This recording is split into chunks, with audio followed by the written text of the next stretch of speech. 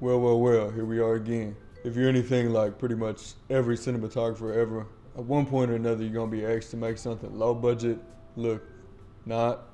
I personally kind of enjoy this challenge sometimes as I find limitations often force creativity. One, this is good because you might try something you would have never done before. And two, it also makes when you do get a good result, it that much more gratifying. General notes first, and then I'll break down some scenes of a short film I shot to kind of show you how these might apply and play out in a real world scenario you might be facing. So my big three for HTMLBFNLLB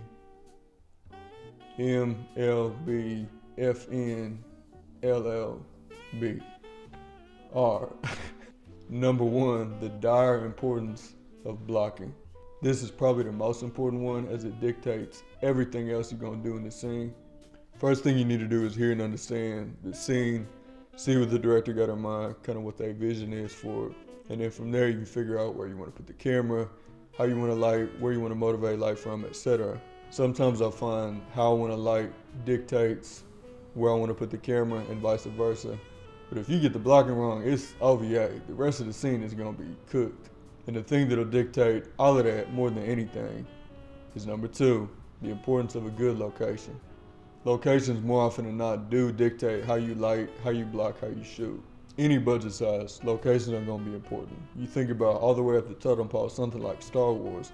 If they didn't have the locations and production design they did, that movie would have not looked as good as it did. And it wouldn't have been as believable either. I ain't gonna lie, sometimes on lower budget stuff, you do get boned and stuck with a bad location. On bigger budget stuff, you just have more options and more control, so you just kind of get less boned. And number three, modifying and shaping light is often better than trying to add in your own light. When lighting, sometimes it feels like you have infinite options, but I think a good question to ask yourself is, what can I commit to consistently throughout the entirety of this scene? Meaning all the different angles, coverage, etc.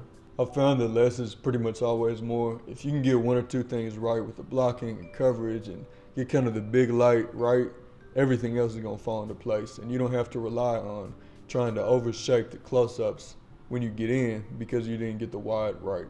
You often hear the big time DPs talk about how they want to just keep lighting with less and less lights. Like if they can get to the point where they just use one light, they feel like they've made it. And that just goes to show you, you don't need to do too much always. Again, if you get the big things right, everything else is gonna fall into place. And you're just making something better for the close-ups versus trying to salvage something and fix it. Also understand and accept the limitations you might have with crew and gear. If your biggest light on the truck is a 300C, probably shouldn't be trying to fight 12 o'clock noon direct sun.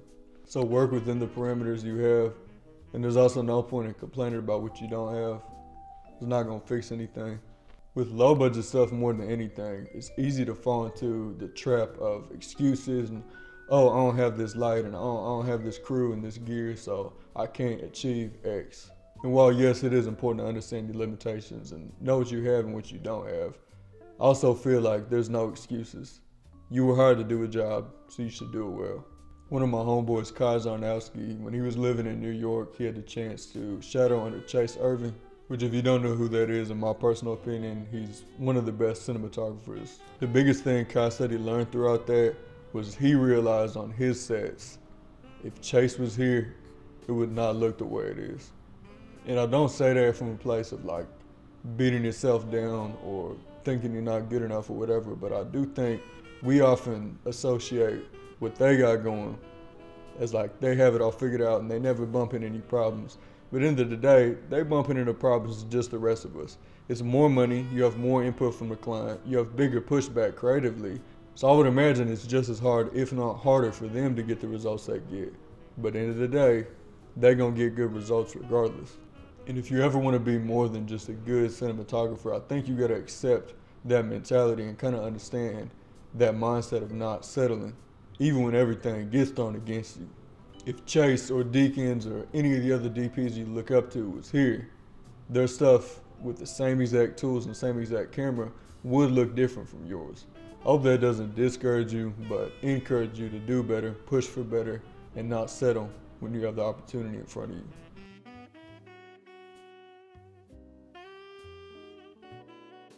The short film we're gonna be breaking down is called Good Girl. And to paint a picture of how fast we were moving, we had 76 scenes we had to shoot in 6 days. Now the feature I shot last year, we had 128 scenes, and we shot it over 5 weeks or 25 days of shooting. So we were moving. We shot it on my camera and lenses. We also had a lot of students filling in roles. So we had a gaffer with a 1-ton van and my first AC, and then pretty much the rest of the departments were all students. Starting out with some of these exterior scenes, which kind of got boned on the schedule, just the way that we had to shoot that day. We'd only be there in the morning, and since the house was facing the east, it was kind of on the front lit side of things. But I also fully believe that front light isn't always bad. You take a look at this example from Pluribus. I mean, it's beautiful. I love this shot, even though it is front lit to all get out. It certainly doesn't feel flat to me. I noticed on the scout we had some nice dappleage coming in through the trees, so I made sure to shoot the wide shot first so we could get that. And then for the close-ups, we just had to cheat the characters around a little bit and make sure things weren't getting any direct sun, like right in their face. Lighting-wise, this is all relatively simple. I just used some bleach muds on the far side, and then just threw in a flop or two on camera side to add a little bit of contrast. Then for these playground scenes, we had a little bit more flexibility in which direction to shoot, so I opted to shoot into the shadow side. You get these really cool sweeping shadows from the playground and trees in a wide shot.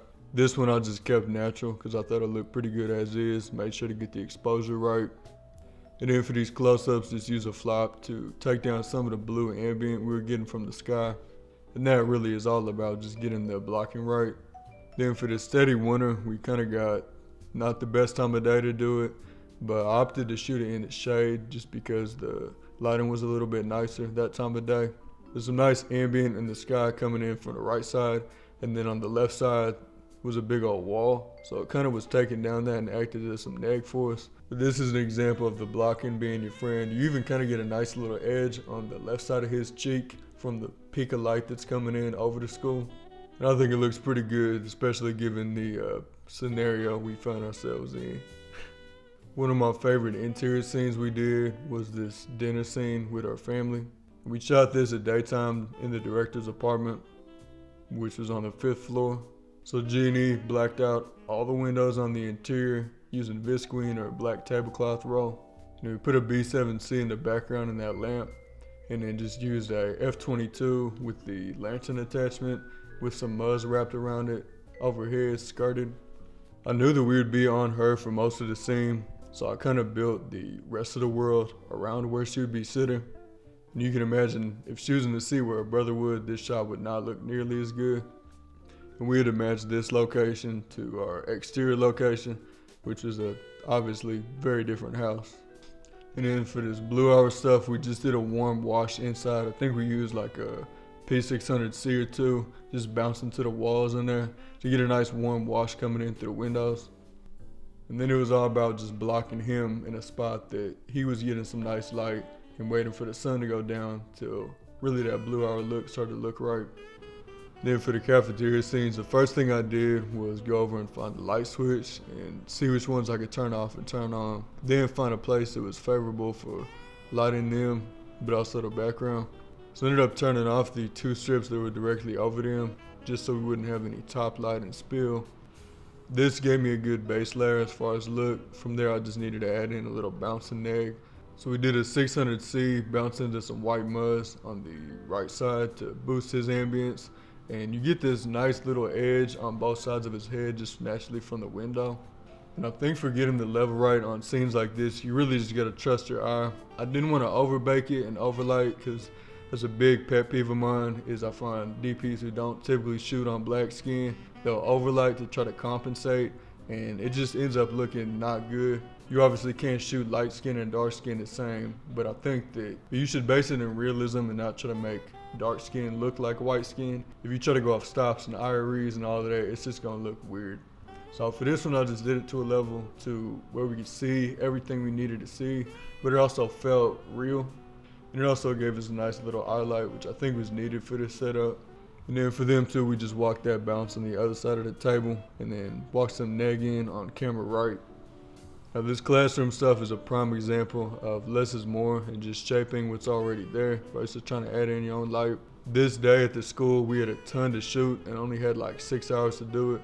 So instead of trying to go in and put Titan tubes up in the ceiling and dim those and add in those, we just decided to get some black tablecloth and knock out the ones overhead and then put up some 12 by solids to kill a lot of that reflection from behind the camera. For the close-ups, I had one of the guys Hollywood a bounce in to bring up the level a little bit. I'm glad I did this for a couple reasons. One being by the time we got to the hallway stuff, we were just completely out of time. So I just leaned into the available light look and tried to modify where I needed. But I mean, these two shots of them in the hallway were completely natural. We just put them in a good space where they'd be getting a nice little key. And for him, wanted that edge light and a little bit darker on his face. I definitely did think about adding in some bounce and neg for this one, but I feel like it didn't really need it. We were getting highlights for both of them, which is pretty nice. I'm getting smoked by this light. Hold on. Alright, there we go. Alright, back to locations we can actually shoot in.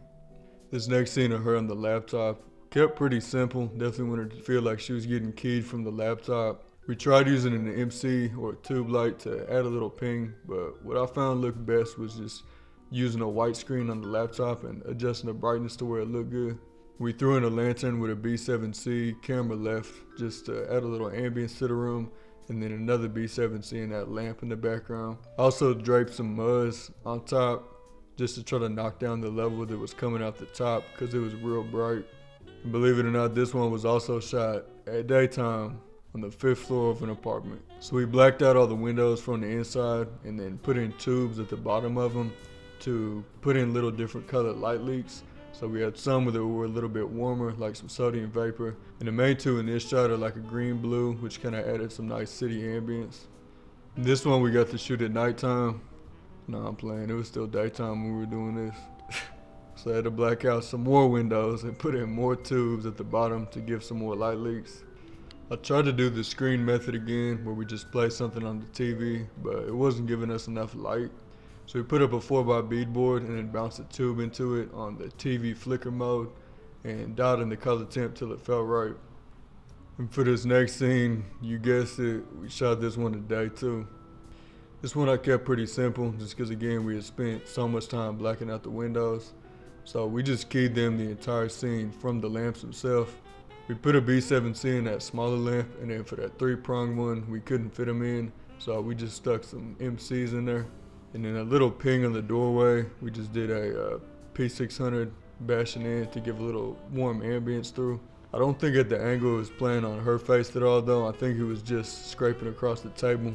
Given the fact we were keying from the practice himself, this one probably made blocking the most important scene. There were a lot of complex moves where he gets up and stands up and comes over there, but then he starts beginning across the table, and then she's looking at him, and then he stands up and she looks up at him. One of the important things to me about blocking this scene, without giving too much away, he's not a good guy in this film and she's the protagonist. And so I wanted to make sure that throughout the scene, she kept an eye light the entire time, but as the scene went on, he lost his. So when he comes and sits next to her, there's not any lights pinging into his eye. So he has this very hollow, lifeless feeling, which if you knew the story, that fits perfectly into his character. So for me to make sure she had that eye light always was very important, but equally important was making sure he lost his. And I actually really love how the scene came out, particularly the shot of her looking up at him. One of the more technical scenes we had for this one was this volume setup we did. And I know you're thinking, volume and low budget do not mix. Well, they don't. But we got a favor from the school which some of the students were working on it from, and so they let us use it for a half day. Now, this is my first time working with a volume, so given some of our budget constraints lighting wise, I was a little worried we could make it look good, but I think we found a way to.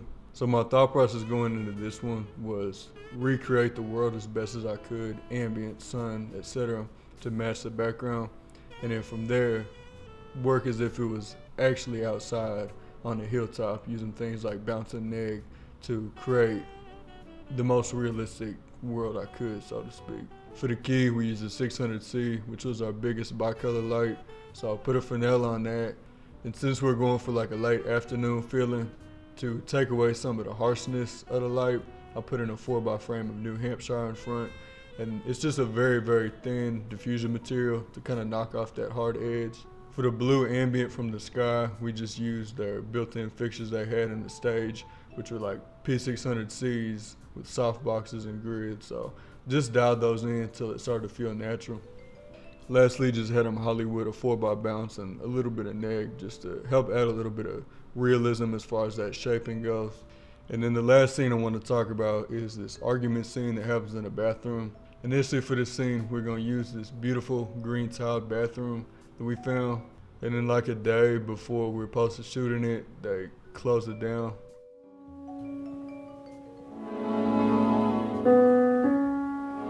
For stuff like this, I think it's easier to get right if you use a lighting that's built into the production design. In this one, since we didn't have a production designer, we just used what was available.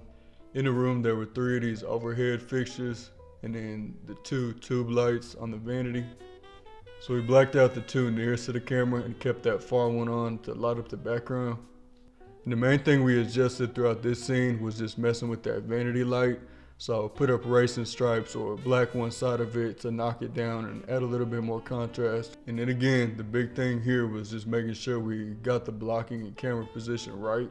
In this scene, she's supposed to feel trapped, but she's kind of pushing off of him. So we wanted to again make sure she had a nice eye light, was more brightly lit, and keep him more in the shadow and darker. So she gets a soft, nice key that wraps around to both eyes, gets the eye light in there, and he kind of gets a nice 3/4 backlight to keep him more in the shadow. And I don't even think I used bounce and neg in this one. I just kind of kept it as is because I was liking what I was seeing. I didn't want to overplay it and make it too dark. Hope this gives you a little insight into my workflow, how I think through things, block scenes, and light them. Every job, budget, creative brief is going to be a little bit different, but I find myself coming back to these same 3 ideas regardless of the budget range I'm working in. If nothing else, I hope you take away just how important blocking and locations are into a project. Once you notice it, you see it pops up and all the big dogs work. For me, it kind of put an end to the myth of how Deakins magically gets his characters in a perfect light every single setup. Lastly, some housekeeping. I'm sure you've been wondering the entire video what this cool mic is that I'm holding in my hand. Newer reached out and sent me these mics. They sound pretty good and real convenient to use. They also sent me this battery. I've been using on some projects and I can get through like a half-day shooting on my FX6 with just this one. So it's pretty solid. Appreciate y'all watching though. If you had any questions about these or the short film, feel free to reach out, shoot me a message or leave a comment down below. All right.